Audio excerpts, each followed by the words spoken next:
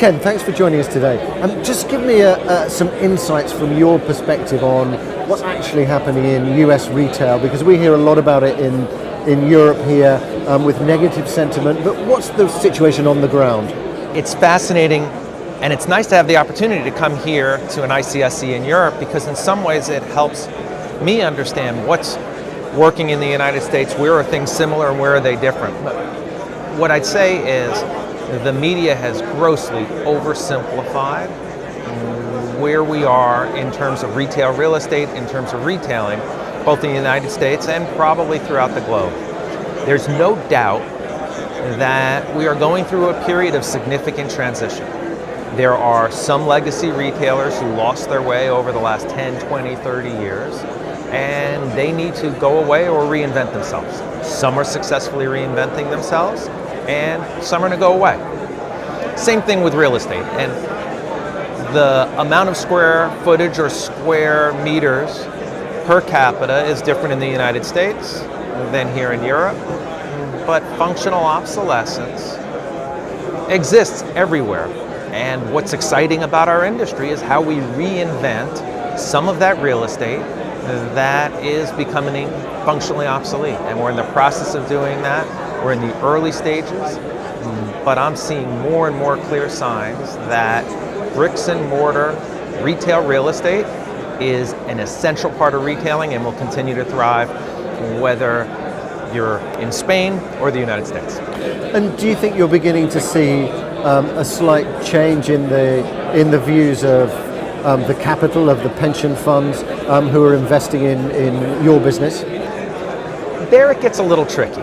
Most importantly, we're seeing change at the ground level, and by that I mean retailers are waking up and recognizing while there will be changes over time, while there will be a separation between the have and have not real estate, we are seeing fundamentals improve in the United States in a very positive way, such that I'm pretty sure that 2018, almost in every different component of retail real estate, will look better than 2017.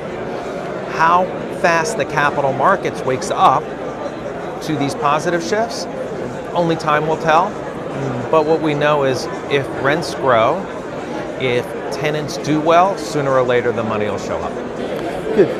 And in terms of your role at the ICSC, what made you join the ICSC? What sort of value do you get from it? Well, I've been in the ICSC since I've been in the real estate business well over 20 years.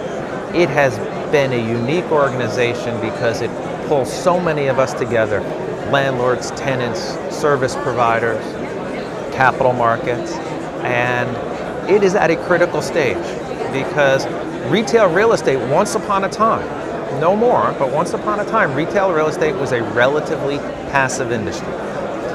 If you think about the next decade forward, passive ownership of dynamic retail real estate will be a thing of the past, and organizations like ICSE become even more critical because we're going to need to make sure we have the best talent, the right capital, match it all up to create these dynamic shopping experiences. And our ability to compare notes here in Europe, in the United States, throughout the globe becomes more critical, not less. So that's why it's an exciting time for ICSC as well.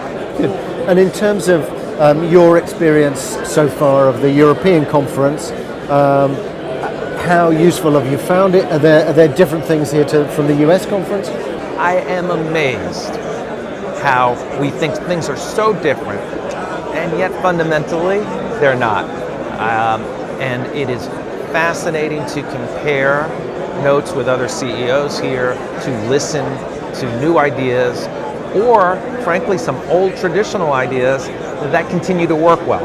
It's not about blowing everything up, it's about carefully rethinking what has worked and what has not, and making sure when something's not working that we move on past that. That's true here in Spain, that's true in New York, that's true throughout the world. Great. Thank you very much for sharing your views with us today. Thank you for having me.